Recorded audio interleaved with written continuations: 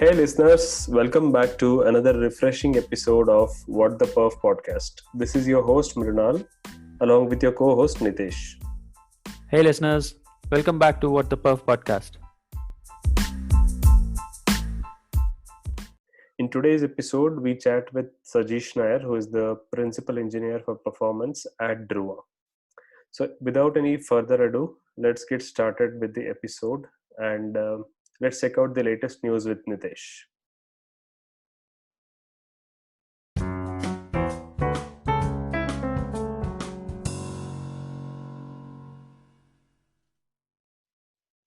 I have three news items this week. In the first news, New Relic, that's a widely known APM tool. So, in their latest release, New Relic has added support for W3C trace contexts and cumulative layout shift in its browser agent for real user monitoring. W3C trace context is a specification that defines standard HTTP headers and a value format to propagate context information that enables distributed tracing scenarios. You can find the link in the description for further reading about that. So, cumulative layout shift CLS is one metric out of three core web vitals that Google has defined for web pages to measure user experience. This update will help faster troubleshooting by allowing users to send trace information from browser to backend traces or even any third parties involved in the request flow. Yeah, so what happens when you have tracing is most of the times, Nitesh, you will know how the request is flowing from one service to another service throughout your backend infrastructure, but many a times it so happens that you will not be able to connect that trace to some action in the UI. So Right. this change or this update is going to help people who are is using New Relic, uh, correlate those actions on the UI with the trace, so that troubleshooting of any performance issues or any kind of issue easy. And CLS is that thing that happens when you are about to tap a link or a button, but in the instant before your finger lands on that link, the link moves and you end up clicking on something else. So this update has a measurement for that. I never thought it could be measured. So great that New Relic included that measurement. So in the second news, I again have another a real user monitoring tool. So web page test was acquired by Catchpoint. Webpagetest.org are the creators of popular UI performance testing tool with the same name, Webpage Test. So Catchpoint is another famous and widely used end monitoring tool. So this acquisition will definitely help in expanding the capabilities of web page test tools. Yeah. Because- Yeah, because obviously Catchpoint has one good tool, and web page test is also being used by more than 1 million users per month. So it's going to help its users to receive a detailed performance audit of their web pages and web applications.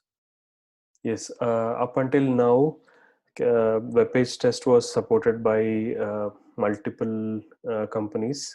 They were providing hosting for a web page test. So after this acquisition, I think they'll have good amount of resources to host the site. Also, as I have seen that web page test had they gave the ability for anyone to have their own private instances. Now with Catchpoint's acquisition, I am not sure what's going to happen to that. Only time will tell. So, in the third news item, we again bring you another great conference. This is by Dynatrace. The name of the conference is Dynatrace Go.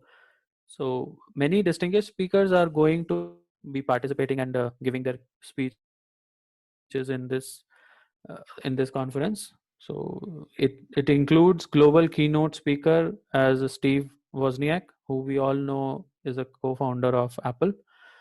So there will be talks on performance optimization, better automation in DevOps, and understandings on Dynatrace products. So it will be a good learning conferences. This is a virtual conference. You can find the link in the description to attend this conference.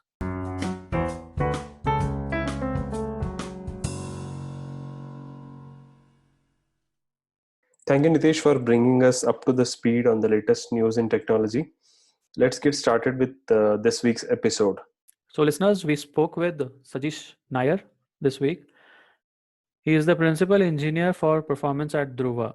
We spoke about performance in general and specifically on storage performance and a lot of other interesting stuff. Yeah, Sajish has more than a decade and a half of experience in the performance space. It's great to listen to him about all his work throughout these years. Hi, Sajish. Welcome to What the Perf podcast. Thank you for taking time out to join us. Hey Mrinal, hey Nitesh. Yeah, thanks for having me over. Hey, Sajeesh, welcome. We are really excited to have you. So, Sajish, without wasting much time, let's get started. Uh, Please give us a brief introduction of yourself to us and our listeners. Sure. So yeah, so I started in services industry. I think like most of the engineers who pass out in India do.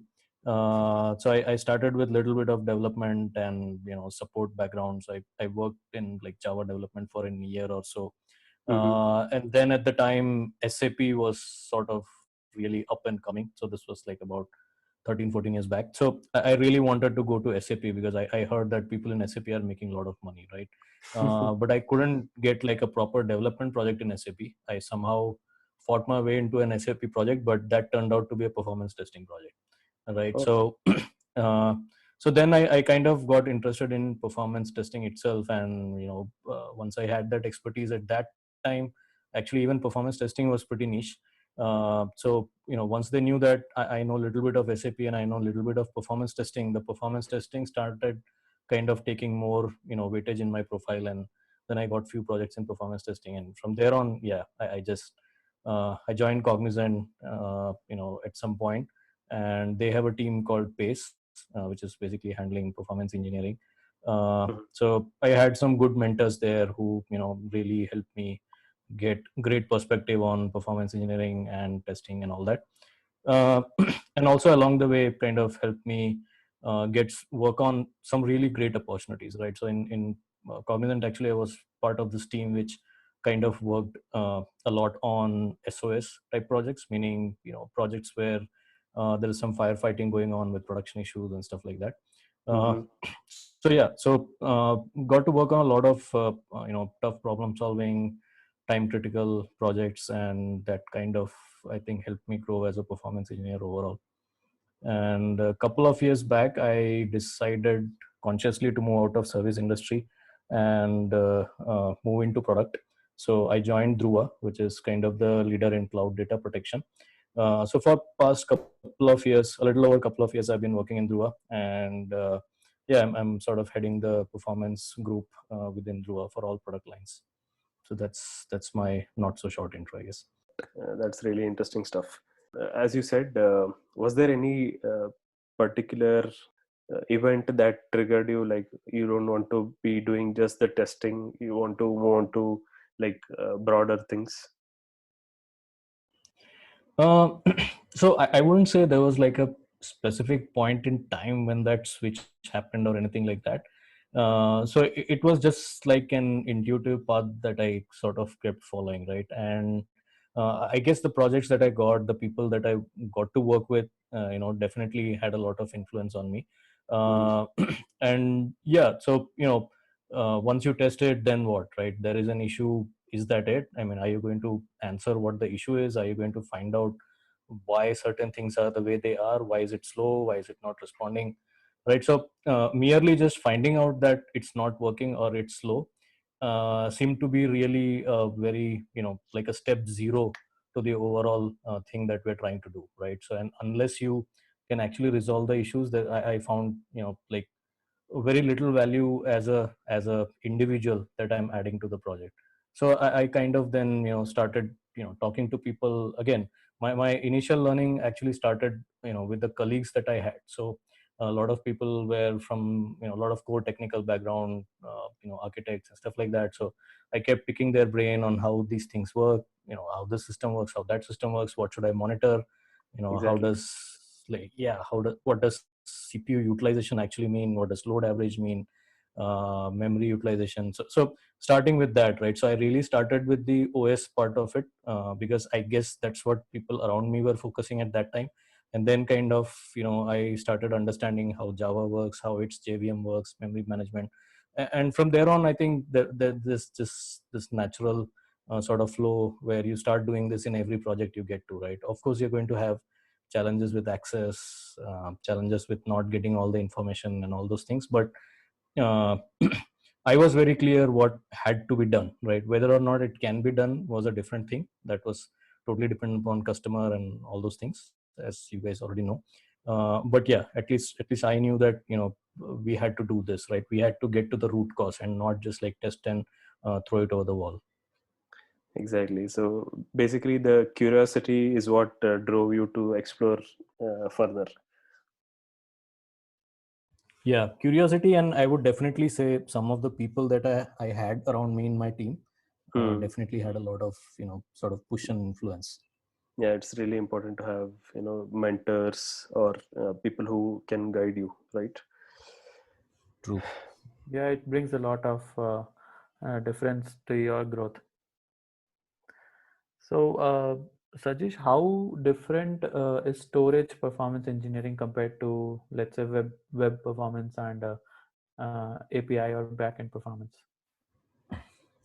Yeah, good question. So I actually had very little idea about storage like until I joined Druva, right? So uh, just like everyone else who works in our service industry, I had worked on a lot of web-based application, Java-based application, and then some database tuning, some mainframe, all those in the mix, right? But I had never actually worked on an application which was like storage intense, right? You can call database actually a storage bound or IO bound product, but you don't actually go into tuning Oracle to do that extent. You just tune Oracle queries or the parameters that Oracle provides you to tune, right? But you don't tune Oracle database as such as a product.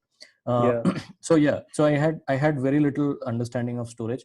Then when I moved to Druva, I started getting into the nitty gritties of storage. So I think storage, there are a couple of different things, right, in storage. So one is like the actual storage hardware and like the disks and your HDD, SSD, or storage arrays and things like that. Then there's a file system on top of it, which you kind of get acquainted with. And then there is this whole new kind of line of cloud storage, right? S3 and object storage is like MinIO or SwiftIO and stuff like that. So I think when it comes to storage, the thing is that you actually start getting mindful of what your application is doing in the IO path, right? So before that, I would say that I was very focused on the compute path. So the request response and yeah, maybe like the network IO path, but I never really worried about how much data is my application writing to disk, what pattern is the write happening, is it random write, sequential write? So like how does it seek certain data on the disk and stuff like that. So you kind of start getting mindful of all these things, and then you start paying attention to what happens when your application is trying to write certain data or read certain data to and fro some storage, right? So you give it to the file system itself has its own logic to sequentialize or randomize the writes and stuff like that, and then you do the actual write and give it to the storage controllers which does the write. So there are a lot of latencies involved in each of these steps, because they are all in some way adding a step to writing to the disk, right? So Yeah. ultimately that's what you want. And the dynamics are different, right? So when it comes to web, you're primarily looking at like end user response times, but you're also looking at how does it use your compute, how does it use your memory, how much is your network latency, all those things. But I actually personally never looked at storage before I started working at Druva. All I looked at is like what is the read time, what is the write time, that's all. But after joining Druva, a lot of other things. So it's like a cloud storage, right? Whatever you deal with, whatever the kind of projects that you deal with, they're all on cloud storage. I mean, the solution provided itself is cloud storage, I think. Yeah, so Druva, I think, I don't know, it's like if you know about it, so we basically do data protection in cloud, right? So what that means is we back up data for different customers, different enterprises into cloud, right? So in cloud we primarily use S3, and we are like one of the most like heaviest users of S3 in AWS, right? So Wow. we do like roughly 288 billion operations on S3 every month, right? That's billion Wow. with a B. So it's very huge scale. So like we have, I think about 150 petabyte of source storage that we have backed up. So this is all data getting ingested into our AWS, sort of file system. So Druva has its own cloud file system, which resides on top of S3 and DynamoDB, and that is where we ingest all the data, right? So the dynamics here is slightly different than writing to disk, because now you are more worried about S3 ports and DynamoDB writes and stuff like that. And S3 itself is actually very scalable horizontally, right? So AWS actually kind of claims that you can do very heavy throughputs if you just parallelize your puts, right? Oh, And okay. that's yeah. So that's kind of how, I mean, we deal with storage in cloud. Wow, interesting. So, Sajish, you had written an article on LinkedIn about applying first thinking principles to solving performance issues or performance problems. So, can you, throw more light on that for us? Yeah, so first principles thinking, actually, if you look at it, I think a lot of people who deal with physics and mathematics actually kind of fall back on this, right? So what it means is that you start with a premise where you question everything, right? You don't assume anything that is presented to you, right? And you draw your own sort of hard facts and then conclusions and inferences on your own, independent of what others are telling you or what other data is available or what other interpretation is available rather than that, right? So uh, what that means is that whenever we start looking at a performance problem, and this is something that came up a lot when I did those SOS projects, right, where there would be a customers whose application is not scaling, and as it is with most of the enterprises, the systems are pretty spread out, right? So you have like 10 different teams working on different modules, different tiers, starting with the web to some backend legacy mainframe. There are like 10 teams in between which manage different layers, and the data passes through all this, and there's a lot of oh, this module is the problem versus that layer is the problem.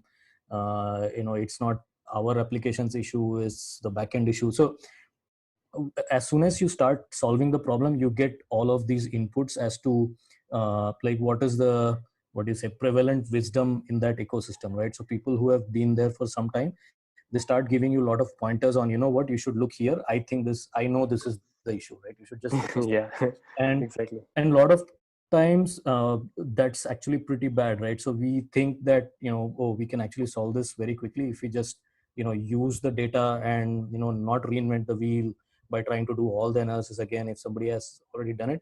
But I totally disagree with that, right? So because the problem is that the moment you start taking those inputs, your thought process actually gets influenced, and you then start thinking in only one direction instead of the 5 different ways in which you might have been thinking if you had not heard about that analysis or the interpretation, right? So the point of first principles is that you look at hard data, right? So if somebody says that, oh, you know what, that box is always high on CPU, you say, okay, but don't rely on that guy, right? So get the logs or whatever, your monitoring reports or whatever that is, and then you see for yourself that the CPU has been high, right? And then what does it mean that the CPU has been high? Has it been high for 1 minute, 1 hour? Has it been intermittently high? What is the average? What is the 90th? All those things, right? So uh, kind of taking that route, right, where you don't rely on any interpretation that somebody is providing you, but you draw your own conclusions and interpretation, right? Looking at only hard data. So you look at logs, you look at monitoring reports, and like first hand source of data, and not any second hand source of data. That's Yeah. kind of what it means in a nutshell. So you're, I mean, in one way, if you put it, you're avoiding biases of other people and looking at the right kind of data.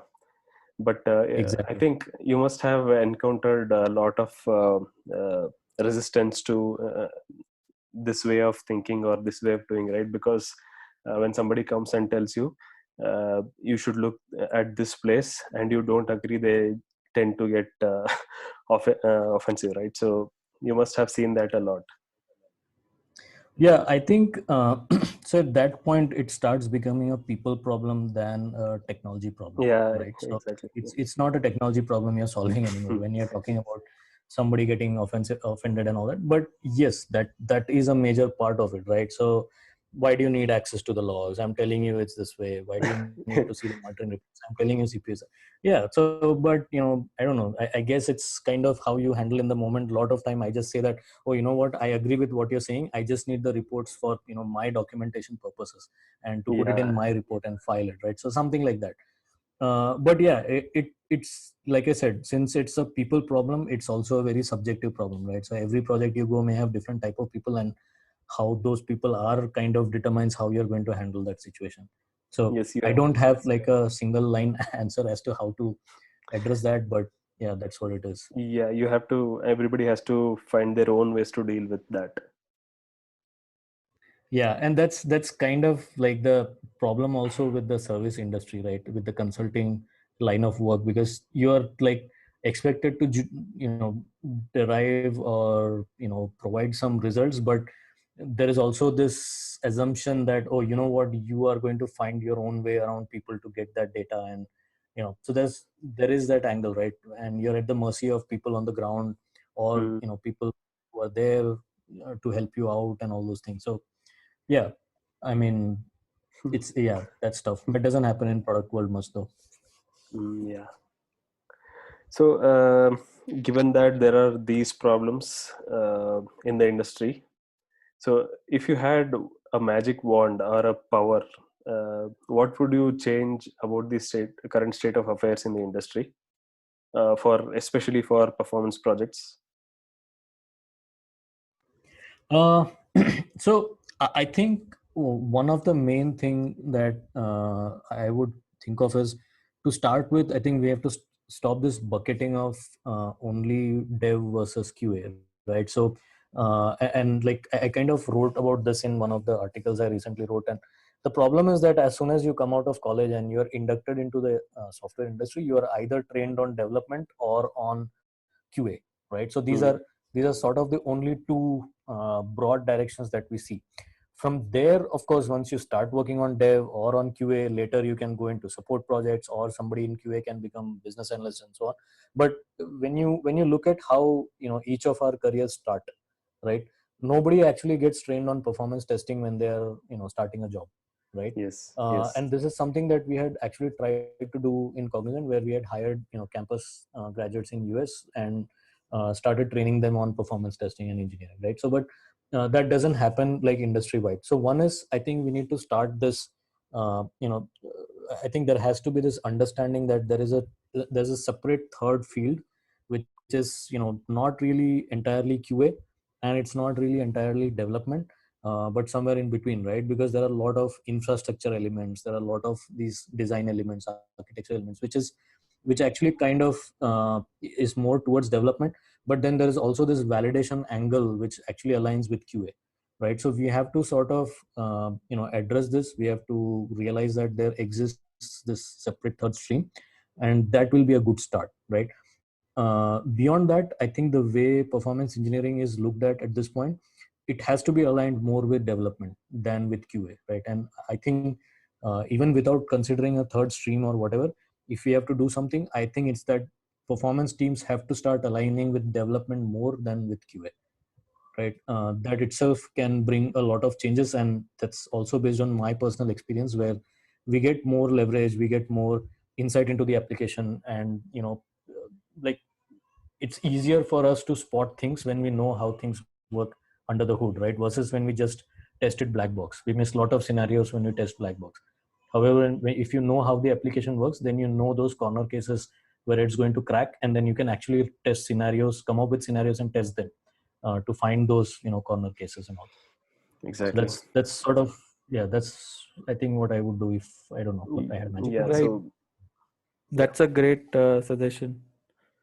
So, Sajesh, can you tell us about your like throughout the career, which would be considered by you as a your best performance project and one of the some challenging or maybe worst performance projects? So I think worst performance projects, I'll start with that. Um Definitely, it has been where the problems have been people problems, right? So technology problems are easy to solve, I think, relatively, because it's predictable. There is a certain rationality that you can apply to it, but people problems are like relatively more tougher, and it's like you don't know how to solve it a lot of times, right? You just try something, and if it works, it works. So I like, yeah, I'm not sure if I can name like one single project where I had this challenge, but most of the projects which are bad are actually people problems, because the thing is that you when you have to focus a lot on people issues or problems, like the stuff that we talked about earlier, right? So not like there even have been cases where, you know, when you find that the application performance is bad, certain people don't want you to report it, right? Because it makes the development team seen bad light, or, you know, some other team, you know, appear bad. So those are really, you know, it's really negative force, and, you know, you don't learn a lot in those situations, right? And we as engineers always want to work on technical problems, and we want to stay away from the people problem as much as possible. So definitely worst projects are the ones where you have people problem, right? Technical problems you can always solve. It may take a little bit longer, but you can always solve them. uh, Right. Best project, I think, by far it has been my experience in Druva, right? So all the applications that I have been working on in Druva for last 2 years, I think it has been amazing, like learning experience, right? And because it was also like a big shift for me coming from services to product. The cultural shift actually helped a lot, because your productivity just like doubles or almost triples, right? So you only have to work 8 hours a day now, but you almost do like 16 hours or 24 hours of work that you would have otherwise done in like a service company, right? Because you don't have to worry about signaling of your work. So you don't have to tell 10 people that, you know, I finished this, now I want to do this, can I do this? So there's a lot of, you know, autonomy and a lot of ownership that is placed on you, and, you know, people trust you more. Much more open culture that helps you actually focus on the real technical challenges and technical problems. And, you know, that kind of has largely been the reason that, you know, Druva has been such a great learning experience for me. So everything starting from, you know, having sufficient hardware to test on, having sufficient cloud AWS budget that we can use for the team. There has absolutely been no restrictions, right, on how crazy we want to go with our experiments and tests and explorations and what we want to do. And that really, you know, kind of gives you an ideal sort of learning environment. Wow, that's really nice to hear. I mean, how often do you get such an opportunity, right? Um, Yeah, so, I agree. so Sajish, what are some quick wins or easy performance bugs, or let's say low hanging fruits that you look for in any new project? Yeah, so over the time, I think one thing that I would definitely do at the start of the project is like look at the web. If it's a web application, and I'm assuming that your interest is towards web application. So if it's a web application, definitely start by looking at their HTTP request response, right? And that's like as easy as it gets, right? So you can use whatever Fiddler or Chrome Dev Tools or Firefox Dev Tools, whatever that is, right? And just simply look at the HTTP request response and spend some time understanding. I'm assuming you already know the application function, like what is the application trying to do, and then in that context you understand what each request response is trying to do, right? So you'll find, I mean, typically I have seen a lot of unnecessary redirects when it comes to authentication, you know, some redirects because page has been moved but the team doesn't know, and stuff like that, right? So where you can shave off like few milliseconds or maybe a second or so. That is one, right? Second is, I think when you start looking at the response payloads, uh, a lot of times you can actually start seeing some redundant data, right? Meaning that there is some part of data which has already been requested in a previous request, but then you request it anyway a second time, right? So definitely a sort of a red light, right? So why do you want to do that? Why are you making redundant data calls, right? And the solution or answer could be a lot of things, right? It could be because that's just the way their APIs are designed, right? So they don't have atomic APIs, and their APIs are pretty composite, and they just send a bunch of data with every call. Uh, so you then start sort of following that thread and see if that can be optimized, right? So that like UI side analysis, I think, is very good. Obviously you can augment it to the next level if you can, start doing like the critical rendering path analysis, and see if despite you getting data back from the server, are you taking a long time to show it on the screen? Are you running some slow JavaScripts? Are you requesting things which you don't even use on the page? So all those kind of things, right? And of course there's like the best practices, like put CSS on the top, JS at the bottom, and stuff like that. So I think starting with that web page is definitely like a really good sort of, what do you say, avenue to explore if you want to score some quick wins, right? You may not always get it, but whenever you do, I think you may find some, like you said, quick wins, right? uh, yeah, that's one. And second is, I always look at integration points in enterprise applications, because that is where most of the mess is, because there are different teams working on it, and in enterprises the release cycles are either quarterly or half yearly. If there are major releases, there's a lot of miscommunication, lack of communication, because of which, the two tiers actually don't work well, or either they don't work well or they don't work in the most optimal fashion, right? So again, leading to redundant calls, or uh, misdesigned or wrongly designed APIs which are not consumed properly, and stuff like that. So look at the integration points, and look at both the tiers and how they're interacting with each other.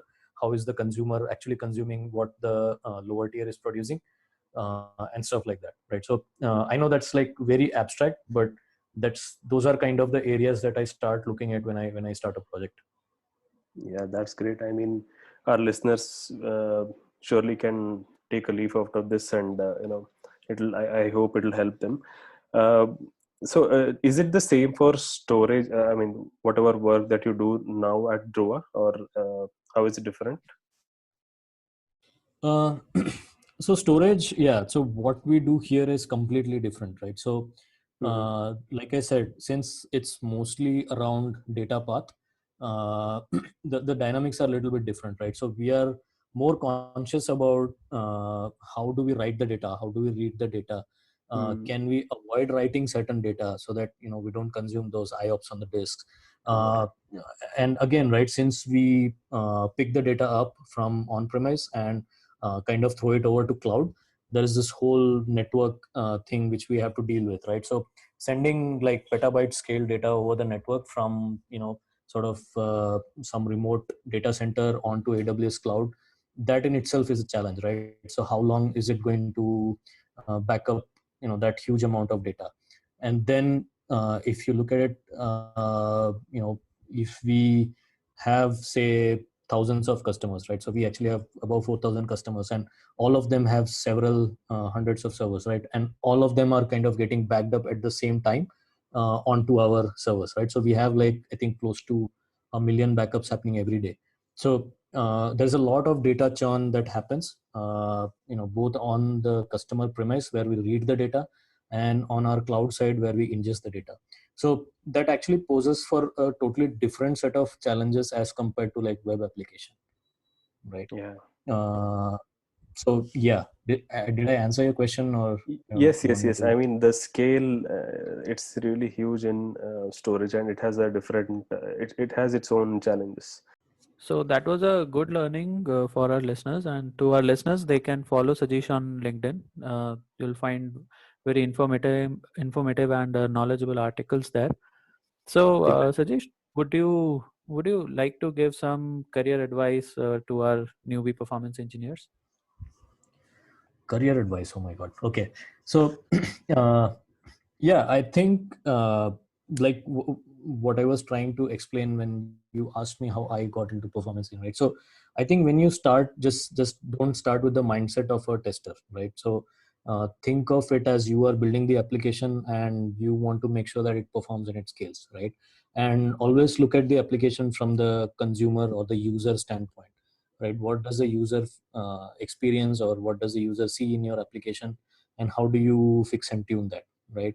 And it always helps to sort of keep learning technologies. So don't think of yourself as a performance engineer. You actually have to be like a well-rounded uh, what do you say, a well-rounded engineer in terms of all the technology that you know, right? So don't just test them. Read about everything new that comes up or anything new that you work on. Research it, understand how that platform works, how that tech works, look at the parallel other available options in the market, competitor products, how they work, what are the differentiators, how do they work at scale, how do they work at hyperscale. There are a lot of data available out on the internet with the products, the data sheet and fact sheet and all that, where you can actually gather all this data, right? So this is all available, right? So start doing that, understand products more, understand technology more, and performance and scale will automatically come to you, right? Yeah. So speaking of learning, Sajeesh, could you suggest a few books or blogs or podcasts to our listeners so that they can follow them and try to learn more uh, off the top of your mind? so honestly, I haven't read any book on performance. So I Hmm. did buy the High Performance Browser Networking by Ilya Grigorik. Uh, Hmm.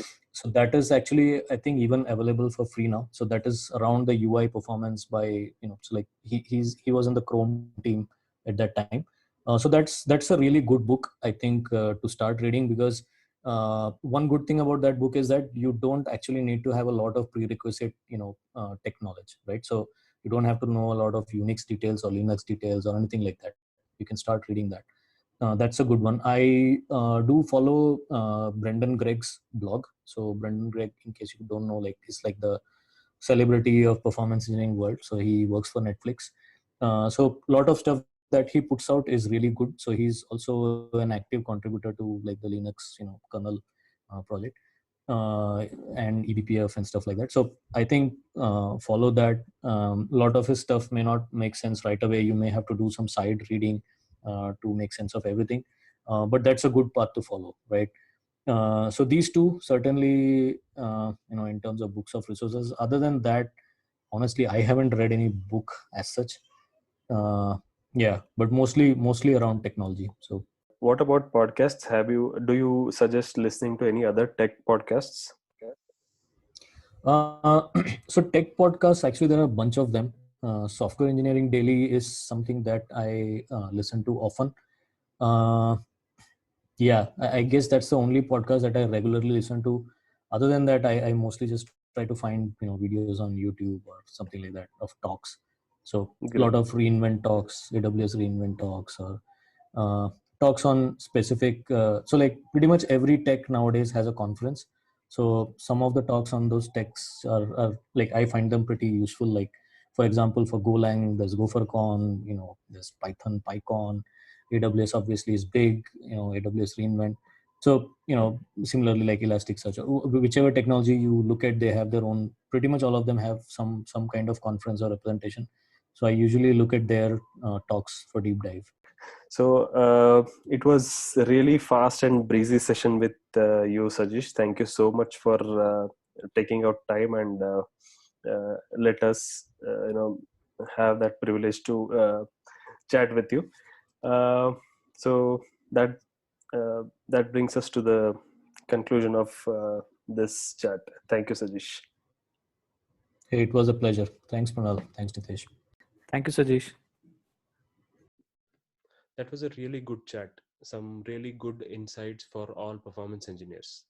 This brings us to the last section of this episode, which is What the Crash.